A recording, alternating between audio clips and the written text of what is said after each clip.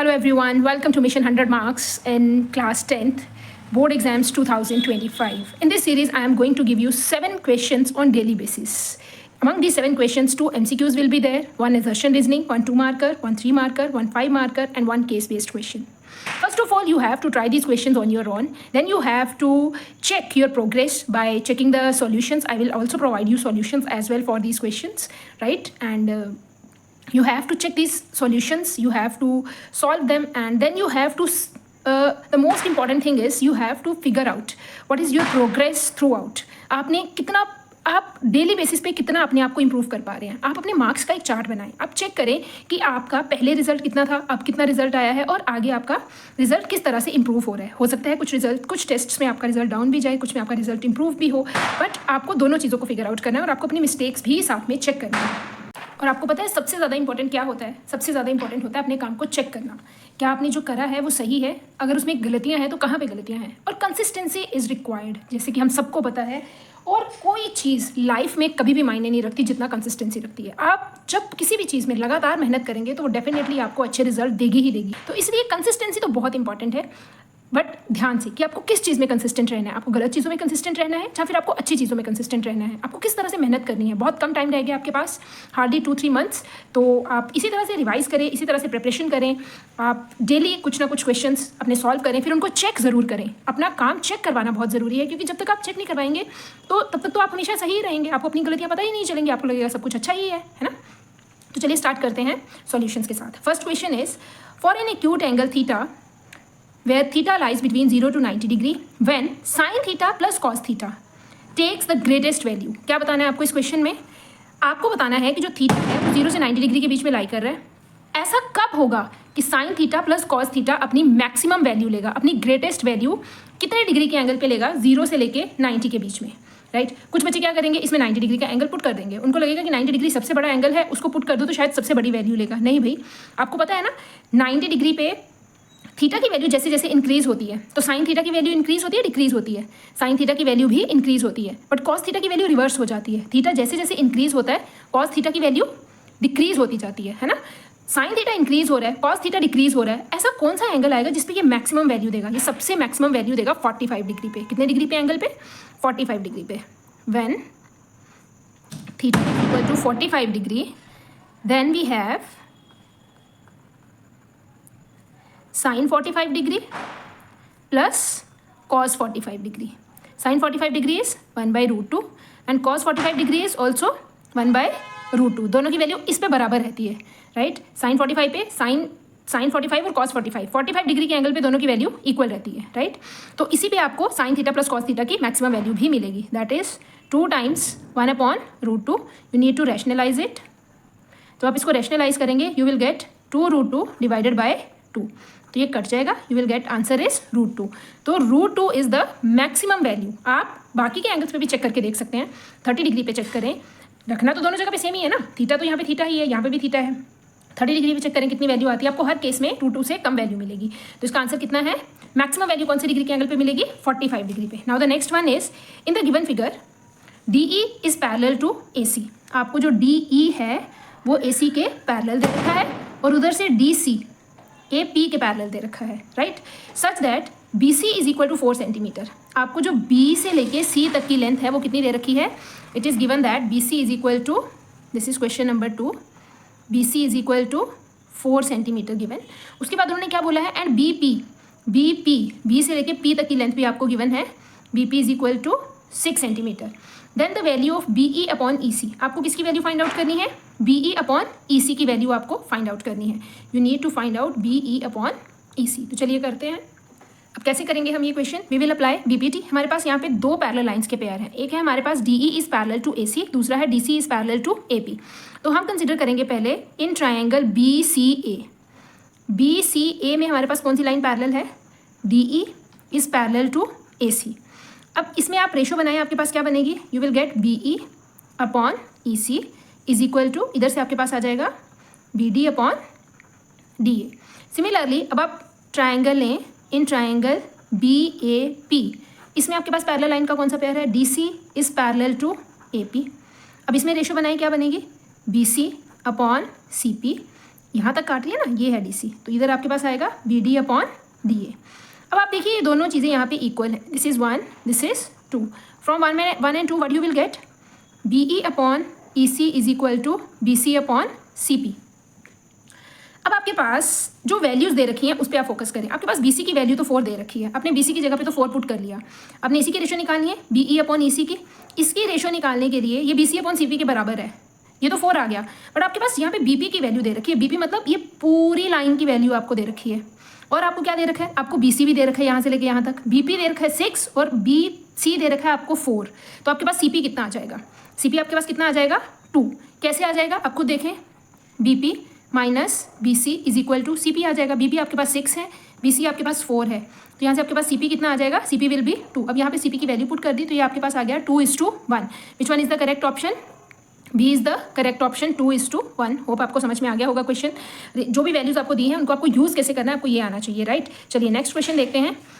The distance between the 2 points 10 cos 30 degree, 0 and 0, 10 cos 60 degree is 10 units. अब आपने यहाँ पे कौन सा फॉर्मूला लगाना है, डिस्टेंस फार्मूला। डिस्टेंस फार्मूला लगाएं और यहाँ से डिस्टेंस फाइंड आउट करिए। क्या होता है डिस्टेंस फार्मूला, अगर आपके पास 2 पॉइंट्स दे रखे हैं x1 y1, पॉइंट तो आपको पता ही है हमेशा, फर्स्ट x कोऑर्डिनेट होता है, दूसरा y कोऑर्डिनेट, x2, y2। तो डिस्टेंस फार्मूला क्या होता है, this is point A, this is point B।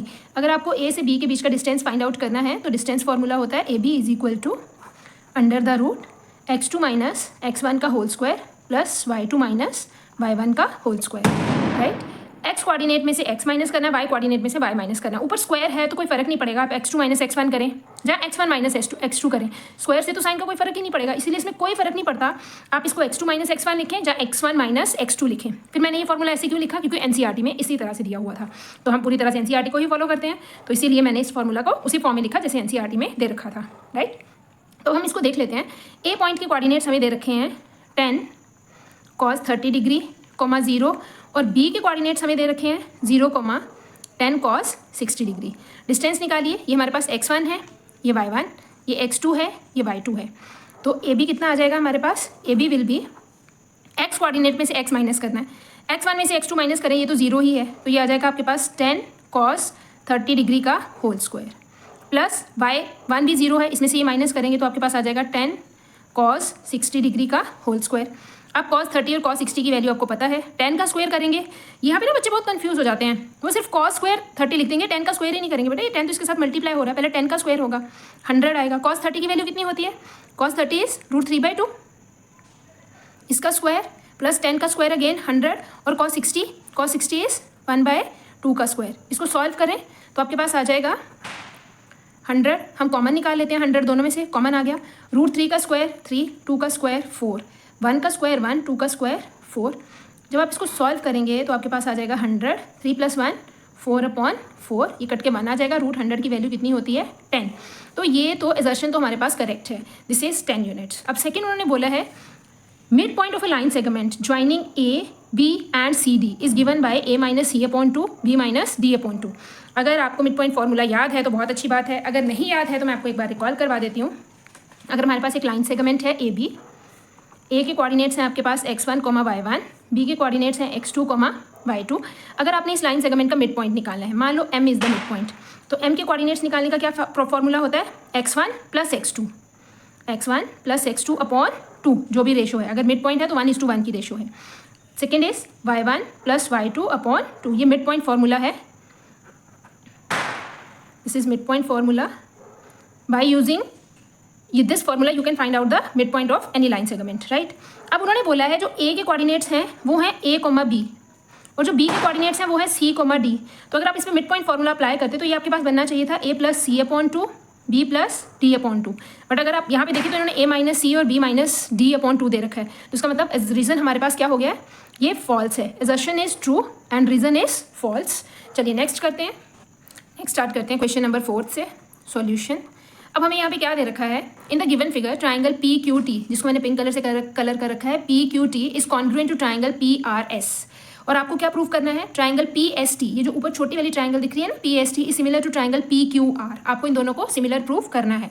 पहले हमारे पास जो गिवन है ट्राइंगल, हम उसके अकॉर्डिंग वर्क करेंगे। What is given to us, we are having PQT is congruent to triangle PRS, and what we have to prove, we have to prove triangle PST is similar to triangle PQR। 2 marker का है, 2 marks का question है, आपको ध्यान से इसके सारे steps भी लिखने पड़ेंगे। आगे करते हैं स्टार्ट प्रूफ के साथ। As we have triangle PQT is congruent to triangle PRS given. अगर हमें ये गिवन है, दिस इज राइट, अगर हमें ये गिवन है तो इसके अकॉर्डिंग हमें और क्या क्या गिवन हो जाता है। हमें क्या गिवन हो जाता है, एंगल, कॉरस्पॉन्डिंग पार्ट्स निकालें। Angle QPT is equal to angle RPS। पहले मैं एंगल्स निकालूंगी। एंगल Q किसके इक्वल हो जाएगा, एंगल R के।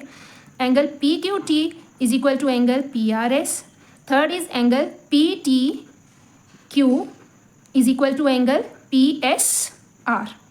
ये तो आ गए एंगल्स। अब साइड्स की बात कर लेते हैं। PQ इज, अब नेम से सब कुछ बहुत आराम से लिख सकते हैं, सिमिलैरिटी में भी और कॉन्ग्रुएंसी में भी। फर्स्ट टू के equal, last two QT is equal to RS, first और last PT is equal to PS। ये आपके पास आ गए 6 एलिमेंट्स, राइट, जो कॉरस्पॉन्डिंग पार्ट्स हमारे पास इक्वल हैं CPCT से, वो हमारे पास आ गए। अब हम इन सबका यूज़ कर सकते हैं अपनी ट्राइंगल्स को सिमिलर प्रूव करने के लिए। तो चलिए स्टार्ट करते हैं। In triangle PST is and triangle PQR। देखो सबसे पहले तो दोनों ट्राइंगल्स में एंगल P कॉमन है। एंगल SPT और QPR दोनों में एंगल P सेम एंगल है, तो हम लिख सकते हैं ना, angle SPT is equal to angle QPR, और इसके आगे रीजन क्या आ जाएगा, कॉमन। अब हम बनाएंगे साइड्स की, अब हम बनाएंगे PST एंड QPR। अब हम बनाएंगे साइड्स की रेशो। अब साइड्स की रेशो कहाँ से बना सकते हैं, साइड्स की रेशो तो हम, ये हमारे पास जो करस्पॉन्डिंग पार्ट्स इक्वल है यही से बनाई जा सकती है, बट ध्यान रखना है किस तरह से लिखी जाएंगी, राइट। सबसे पहले तो आपके पास as we have PQ is equal to PR, तो therefore can we say PQ upon PR is equal to 1/1, yes, and PT is equal to PS, तो we also say PT upon PS is equal to 1/1, right. अब ये दोनों 1/1 है, things which are equal to the same thing are equal to one another, therefore PQ upon PR is equal to PT upon PS हमारे पास आ जाएगा।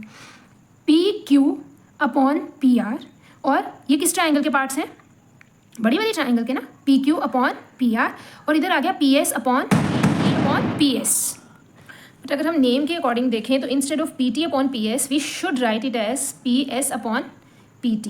तो यहाँ पे हम PS अपॉन PT लिखना चाहिए हमें, instead of PT upon PS। क्यों लिखना चाहिए, क्योंकि अब आपके पास ये PQ और PR दोनों बड़ी वाली ट्राइंगल की साइड्स हैं। PS अपॉन PT ये दोनों छोटी ट्राइंगल्स की साइड्स हैं। तो जब रेशो निकालते हैं तो क्या लेते हैं, एक बड़ी ट्राइंगल की साइड अपॉन छोटी ट्राइंगल की साइड, ऐसे लोगे ना, तो ये PS इधर आ जाएगा। You can write it as PQ upon PS and this can be written as PR upon PT। PQ upon PS and PR upon PT, और उनके बीच का एंगल। आपको अगर रेशो की थोड़ी और अच्छे से क्लैरिटी लेनी है तो नेम्स आपको पहले से ही गिवन थे, आप नेम से भी रेशो बना सकते हैं। आप खुद देखें नेम से आपके पास रेशो क्या बनेगी, मैं आपको थोड़ा और डिटेल में बताऊंगी इसके बाद कि किस तरह से आपने रेशो लिखनी है। ये तो 1:1 की थी, चाहे PT अपॉन PS लिखें चाहे PS अपॉन PT लिखें, बट जो हमें रिक्वायर्ड बन रहा था वो PT अपॉन PS नहीं, PS अपॉन PT बन रहा था। क्यों बन रहा था, आई विल शो यू। चलिए आगे करते हैं। अब आपके पास ये दोनों ट्राइंगल्स सिमिलर हो गई। Triangle PST is similar to triangle PQR by which rule, by SAS similarity. अच्छा अब देखो, अब इसके अकॉर्डिंग रेशो बनाओ। रेशो कैसे बनेगी, PS upon PQ, first two upon first two, then ST upon QR, and the last is PT upon PR। और अब आप इस रेशो को भी ऑब्जर्व करें, ये हमारे पास क्या बन गया, PS upon PQ, ST upon QR, and first and last PT upon PR। ये रेशो बन गई ना आपके पास। अब आप इन दोनों रेशोज़ को कंपेयर करें, बस इस रेशो का रेसिप्रोकल लेना है, तो आपके पास इस तरह से दिख जाएगी ये। You can write it as PS upon PQ and PT upon PR। तो यहाँ पे भी तो सेम है, PS upon PQ, PT upon PR। तो मुझे यहाँ से क्लियर हो गया कि मुझे रेशो PT अपॉन PS ना लिख के किस तरह से लिखनी चाहिए, PS अपॉन PT। आप भी जब प्रैक्टिस करेंगे आपको भी ये चीज़ें क्लियर हो जाएंगी। चलिए नेक्स्ट क्वेश्चन करते हैं। Okay, this is question number 5। In the given figure quadrilateral ABCD is circumscribing a circle. मतलब सर्कमस्क्राइब का क्या मतलब होता है, जो फिगर बाहर बन रही होती है उसके साथ सर्कमस्क्राइब होता है, और जो फिगर अंदर बन रही होती है उसके साथ इंस्क्राइब्ड होता है, right. Circle is inscribed in a quadrilateral and quadrilateral is circumscribing a circle, right? In the given figure, quadrilateral ABCD is circumscribing a circle with center O. AD is perpendicular to AB. ये हमें angle 90 degree का given दे रखा है। If the radius of inner circle is 10 centimetre, आपके पास जो inner circle है उसका radius कितना दे रखा है 10, find the value of x, आपको ए बी की लेंथ फाइंड आउट करनी है। तो चलिए स्टार्ट करते हैं, कैसे करेंगे हम ये क्वेश्चन। देखो अब हमारे पास ये सारी टेंजेंट्स हैं, जब भी सर्कल इंस्क्राइब्ड है और क्वाड्रिलेटरल सर्कमस्क्राइब्ड है तो क्वाड्रिलेटरल की जितनी भी साइड हैं वो इस सर्कल की क्या है, टेंजेंट्स हैं, तो हम टेंजेंट्स के रिजल्ट ही यूज़ करेंगे यहाँ पे। तो चलिए स्टार्ट करते हैं। सबसे पहले आप इस फिगर को देखें, अगर हम आर हमारे पास पॉइंट ऑफ कॉन्टैक्ट है और क्यू भी हमारे पास पॉइंट ऑफ कॉन्टैक्ट है, हमारे पास आर सी की लेंथ दे रखी है 27, और ये अगर हम सी पॉइंट को ऑब्जर्व करें तो सी पॉइंट से हमारे पास दो टेंजेंट्स बन रही है, कौन कौन सी, one is C R and another one is C Q. Tangents drawn from the common external point are equal in length, इसका मतलब हमारे पास सी क्यू की लेंथ भी कितनी आ जाएगी 27 सेंटीमीटर। अगर सी क्यू 27 है तो क्यू भी कितना आ जाएगा, 38 माइनस 27 करेंगे तो ये हमारे पास 11 सेंटीमीटर आ जाएगा। और बी से भी दो टेंजेंट्स बन रही हैं, कौन कौन सी दो टेंजेंट्स बन रही हैं, one is B Q and other one is B P. अब आप बी क्यू और बी पी दोनों ही हमारे पास कितने आ जाएंगे 11।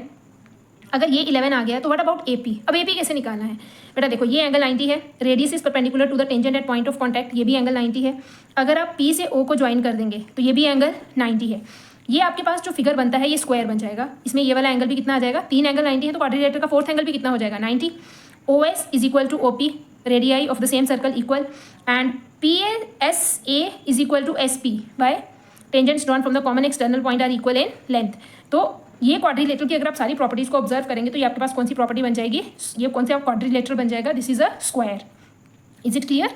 जब भी टेंजेंट्स के बीच में 90 डिग्री का एंगल बनता है तो ये जो क्वाड्रिलेटरल बनता है ये हमेशा ही स्क्वायर बन जाता है। तो हमारे पास पी ए की लेंथ भी कितनी आ जाएगी 10, तो ए भी कितना आ जाएगा 10 + 11 इज 21। बट अभी तो ये मैंने सारा क्वेश्चन से फिगर से किया है, अब आपको लिखना भी तो है। तो चलिए स्टार्ट करते हैं क्वेश्चन नंबर 5 के सॉल्यूशन से। How we can say, first of all we have to R C is equal to C Q by tangents from point C, right. अब हमारे पास आर सी कितना है, R C is equal to 27 centimetre, और हमारे पास C B कितना है 38 centimetre. Now B Q is equal to C B minus C Q, और सी क्यू हमारे पास कितना आ गया, सी आर सी और सी क्यू इक्वल है ना, therefore C Q is also 27 centimetre. तो बी क्यू की लेंथ कितनी आ जाएगी 38 minus 27 which is equal to 11 centimetre. ये तो हमारे पास बी क्यू की लेंथ आ गई। अब उसके बाद क्या लिखोगे, S B Q is equal to B P, reason same है, tangent from common external point B are equal, tangents drawn from the common external point are equal in length. तो बी क्यू और B P P हमारे पास बराबर हैं, तो therefore B P P हमारे पास कितना आ जाएगा 11 सेंटीमीटर। अब हमारे पास बी क्यू की भी आ गया, बी पी भी आ गया। अब हमें चाहिए क्या, ए पी चाहिए। अब ए पी के ऊपर कैसे वर्क करेंगे आप खुद देखें। In quadrilateral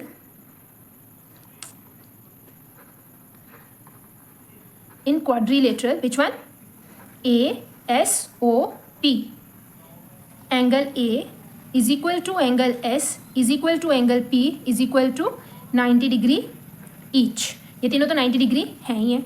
Therefore, angle SOP is also 90 degree. Also, we have OS is equal to OP radii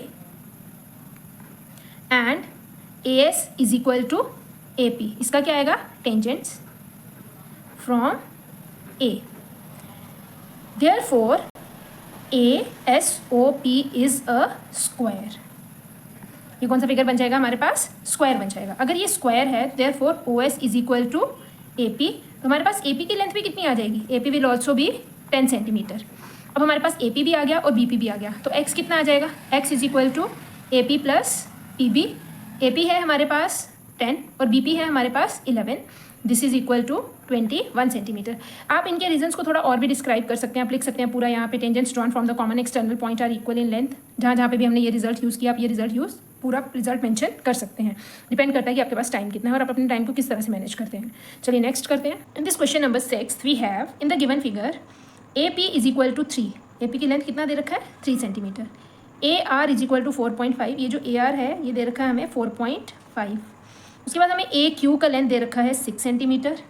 next is A B, A से लेके बी तक का ये पूरी लेंथ हमें दे रखी है 5 सेंटीमीटर। इधर से हमें AC की लेंथ भी दे रखी है 10 centimetre. On the basis of above information answer the following question. You have to find out the length of AD। आपको पूरी AD की लेंथ फाइंड आउट करनी है। तो फिर दूसरा क्या है, also find the ratio between the PQ and BS। PQ और BS के बीच का रेशो भी फाइंड आउट करना है। तो चलिए स्टार्ट करते हैं। कैसे करेंगे हम ये क्वेश्चन। अब देखो, सबसे पहले तो मैंने डायग्राम में जो भी हमें गिवन था उसको मार्क कर लिया है। तो स्टार्ट करने से पहले हम यहाँ पे हमारे पास, आप इसका रेशो चेक करें। आपके पास AP दे रखा है 3 सेंटीमीटर और AB दे रखा है आपके पास 5। तो व्हाट इज़ BP? BP आपके पास आ जाएगा 5 - 3 = 2। तो what is the ratio of AP upon BP? That is equal to 3:2। ये तो एक पार्ट हो गया। नाउ इस साइड पे आ जाते हैं। We are having AQ = 6 and AC = 10. What about QC? That is 10 - 6 which is equal to 4. अब आप रेशो फाइंड करें AQ अपॉन QC की। यह आ जाएगा आपके पास 6/4। अगर आप इसको 2 से कट करेंगे तो ये आपके पास आ जाएगा 3:2। अब दोनों की रेशो 3:2 है। इसका मतलब AP upon BP, AP upon PB और is equal to AQ upon QC। इसकी रेशो क्या है? इक्वल है। Therefore consider it as 1, consider it as 2। From 1 and 2 what you will get? You will get AP upon BP is equal to AQ upon QC। अब ये ratio, दोनों की ratio 3/2 के बराबर थी। अब ये रेशो तो सेम आ गई। फिर उसके बाद क्या होता है, अगर रेशो सेम आ जाती है, अगर कोई लाइन ट्राइंगल की 2 साइड्स को सेम रेशो में डिवाइड करती है तो क्या होता है, वो लाइन थर्ड साइड के पैरेलल हो जाती है। Therefore by converse of BPT in triangle ABC PQ is parallel to BC। PQ BC के क्या हो जाएगा? पैरेलल हो जाएगा। अब PQ और BC दोनों क्या हो गए? पैरेलल। अब ये पैरेलल तो हो गए, बट हमें फाइंड क्या करना था, अब वो बताएं। हमें फाइंड करना था AD। क्या इसको पैरेलल प्रूव करने से हमारा कोई पर्पस सॉल्व होगा? क्या हम उससे AD की लेंथ फाइंड आउट कर सकते हैं? Yes we can. And how we can? Let me do here. देखो, अब हम कौन सा ट्राइंगल कंसिडर करेंगे? In triangle ABD। In triangle ABD can we say PR is equal to parallel to BD। अगर PQ BC के पैरेलल है तो PR भी तो BD के पैरेलल होगा ना। और अगर PR BD के पैरेलल है तो क्या होगा? Therefore AP upon PB is equal to AR upon RD आ जाएगा। What is the length of AP? AP is 3, PB कितना है? PB इज़ 2, AR कितना है? AR is 4.5। यहाँ से आप RD की लेंथ फाइंड आउट कर लें। RD आपके पास आ जाएगा, आप इधर ले जाएं, इस रेशो को इधर ट्रांसपोज कर दें, इधर जाके रेसिप्रोकल हो जाएगी। 2/3। जब आप इसको डिवाइड करोगे तो ये आ जाएगा 1.5 और RD की लेंथ हमारे पास आ जाएगी 3.0। मीन्स 3 ही आ गया, ये है ना, ये 3 आ गया। RD कितना आ गया हमारे पास? 3। उन्होंने हमें क्या फाइंड आउट करने को बोला था? AD। Therefore AD is equal to AR plus RD। AR था 4.5 और RD था 3। Answer will be 7.5 centimetre. Oh sorry, आपको दिख नहीं रहा। AD इज इक्वल टू, आप AD देखो किसके बराबर है? AD is equal to AR plus RD। आप दोनों को प्लस कर दें, 4.5 प्लस 3। तो यहाँ पे मैंने लिखा है AD is equal to AR plus RD, 4.5 plus 3 is equal to 7.5 centimetre. Hope it is clear. अब सेकंड पार्ट है, we have to find out the ratios between the sides PQ and BC। आपने PQ और BC की ratio find out करनी है। To find, second part में हमने find out करना है PQ इज टू BC। अब यहाँ पे भी आपने सिमिलैरिटी लगानी है, BPT नहीं लगानी है बेटा। देखो BPT हमेशा जो साइड्स होती है ना, जैसे जिन साइड्स को एक पैरेलल लाइन कट करती है, ये उसकी रेशो देती है, पैरेलल लाइन की रेशो नहीं देती है BPT। जब हमें पैरेलल लाइन की रेशो निकालनी है तो हमें क्या यूज़ करना है? यहाँ पे सिमिलैरिटी यूज़ करनी है। आपको कौन सी 2 ट्राइंगल्स को सिमिलर प्रूव करना पड़ेगा? APQ और ABC। बहुत सिंपल है इनको प्रूव करना similar. In triangle APQ, 5 marks का क्वेश्चन है, बड़ा तो होगा ही। And triangle ABC, can we say angle P is equal to angle B? Angle APQ is equal to angle ABC। Why? Because PQ is parallel to BC। और ये कौन से एंगल बन रहे हैं? Corresponding angles. Similarly angle AQP is equal to angle ACB, same corresponding angle, right? Therefore triangle APQ is similar to triangle ABC by which rule? By AA similarity. Hope it is clear. अब ये similar तो हो गई, अब हमें similarity लिखने के बाद हमें इनकी रेशो निकालनी आनी चाहिए, जो कि सिमिलैरिटी में सबसे इंपॉर्टेंट पार्ट है. You can write it as first 2 upon first 2, AP upon AB. Similarly last 2 PQ upon ABC, first and last AQ upon AC. Hope it is clear, इतना समझ में आ गया होगा. अब हमें PQ अपॉन BC की रेशो निकालनी है, बट क्या हमें इनमें से कोई भी साइड गिवन है? यस, हमें AP की वैल्यू दे रखी है. कितना दे रखा है हमें AP इज इक्वल टू, हम इसकी वैल्यू पुट कर लेते हैं. I am doing it here ताकि आपको डायग्राम भी दिखता रहे. तो AP चलो नीचे कर लेते हैं, यहाँ से भी दिख ही रहा है ना. AP हमारे पास आ जाएगा 3, AB पूरी साइड है हमारे पास 5 आ जाएगी, is equal to PQ upon BC. तो ये हमारे पास आंसर आ गया. PQ इज टू BC की रेशो हमारे पास आ गई 3:5. तो this is the answer. Hope it is clear. चलिए लास्ट करते हैं केस बेस्ड क्वेश्चन. चलिए स्टार्ट करते हैं केस बेस्ड क्वेश्चन से. अगर आपने इस क्वेश्चन को एक बार सॉल्व करके देखा होगा तो आपको समझ में आ गया होगा कि ये क्वेश्चन है हमारे पास pair of linear equations in 2 variables का, right. A test consists of true और false questions. 1 mark is awarded for every correct answer while 1/4 marks is deducted for every wrong answer. A student knew answers of some of the questions and rest of the question he attempted by guessing. उसको कुछ answers तो आते थे, बाकी के answers उसने guess करके दे दिए. He answered 120 questions and got 90 marks. उसने 120 क्वेश्चंस के आंसर दिए और उसके मार्क्स कितने आए? 90. पेपर में नेगेटिव मार्किंग भी थी. Type of the question true and false. Make marks given for the correct answer is 1 and marks deducted for the wrong answer is 0.25. अगर वो कोई भी आंसर गलत अटेम्प्ट करता है तो वहाँ पे 0.25 1/4 मार्क्स का डिडक्शन भी था. On the basis of above information, answer the following questions. If the answer to all the question he attempted by guessing were wrong, then how many questions did he answer correctly? सबसे पहले तो हम यहाँ पे let कर लेते हैं. Let number of questions he attempted correct is equal to X. And let number of questions he attempted by guessing is equal to y. जो इसको आते थे उसको हमने x ले लिया और जो उसने गेस करके दिए उसको हमने y ले लिया, right. If answer to all the question he attempted by guessing were wrong. अब उन्होंने बोला कि जितने भी क्वेश्चन उसने गेस करके अटेम्प्ट किए हैं वो सारे गलत हो गए हैं. अगर उसने x क्वेश्चन अटेम्प्ट करे हैं, अगर उसने 10 क्वेश्चन अटेम्प्ट करे होते तो उसके 10 मार्क्स आते, 20 करे होते तो 20 मार्क्स आते. बट यहाँ पे नेगेटिव मार्किंग भी थी, मतलब उसने अगर कोई क्वेश्चन गलत करा है तो उसके सही क्वेश्चन के मार्क्स में से नंबर डिडक्ट होंगे, राइट. तो अब यहाँ पे हमने करेक्ट आंसर्स के पहले तो उसका देख लेते हैं उसको करेक्ट आंसर्स के लिए कितने मार्क्स मिले. अगर उसने एक क्वेश्चन के लिए 1 नंबर मिल रहा है ना, 1 मार्क्स फॉर एवरी क्वेश्चन. अगर उसने x क्वेश्चन अटेम्प्ट करे हैं तो उसको x मार्क्स मिले हैं. Is it clear. दूसरा, उसके बाद उन्होंने बोला है जो क्वेश्चन उसने अटेम्प्ट करे हैं गेस करके, मान लो y मार्क क्वेश्चन उसने अटेम्प्ट करे हैं गेस करके, तो हर क्वेश्चन के लिए उसका 1/4 मार्क्स कट रहा है. और ये इसमें से माइनस होगा कि प्लस होगा? माइनस होगा. माइनस कितना होगा? 1/4 of y, right. Is equal to क्या आएगा? ये तो मार्क्स की इक्वेशन बन रही है ना, ये करेक्ट क्वेश्चन के मार्क्स थे, ये उसकी जो डिडक्शन हुई है गलत क्वेश्चन अटेम्प्ट करने के लिए, तो उसको टोटल कितने मार्क्स मिले? 90 मार्क्स. ये उन्होंने दे रखे हैं बेटा. और उसने टोटल कितने क्वेश्चन अटेम्प्ट करे? 120. तो यहाँ पे एक इक्वेशन तो ये बनेगी और दूसरी इक्वेशन यहाँ पे नंबर ऑफ क्वेश्चन की भी बनेगी. वो क्या बनेगी? x plus Y is equal to 120 question उसने अटेम्प्ट करे हैं. This is our first equation and this is our second equation, right. अब उसके बाद उन्होंने बोला है how many questions did he answer correctly. आपने दोनों इक्वेशंस को सॉल्व करना है और बताना है उसने करेक्ट आंसर्स कितने दिए. तो इट इज़ वेरी सिंपल. आप इन दोनों को सॉल्व करने से पहले आप फर्स्ट इक्वेशन को थोड़ा सा प्रॉपरली लिख लें. यहाँ पे एलसीएम लेंगे 4, ये आ जाएगा 4x minus Y is equal to 90. 4 को इधर मल्टीप्लाई कर देंगे तो ये आपके पास आ जाएगा 4x minus Y is equal to 360. ये आपके पास फर्स्ट इक्वेशन बन जाएगी. और सेकेंड इक्वेशन है x plus Y is equal to 120. दोनों इक्वेशंस को अब ऐड करेंगे तो y से y कट जाएगा. 4 + 1 इज 5x. इन दोनों को प्लस करेंगे 0, 8, 480. x इज इक्वल टू 480 डिवाइडेड बाय 5. 5 हाउ मेनी ज़ा? 5 9 ज़ा 45, 3 5 6 ज़ा. इसका मतलब x इज इक्वल टू 96. उसने करेक्ट आंसर्स कितने अटेम्प्ट करे थे? 96 क्वेश्चन उसने अटेम्प्ट करे थे. अगर वो नेगेटिव मार्किंग गेसिंग से क्वेश्चन अटेम्प्ट नहीं करता तो क्या होता? तो उसको 96 के 96 मार्क्स मिल जाते. बट अब उसके क्वेश्चंस गलत भी हो गए हैं. कितने क्वेश्चंस उसने गलत अटेम्प्ट किए हैं? आपके पास यहाँ से y की वैल्यू कितनी आ रही है?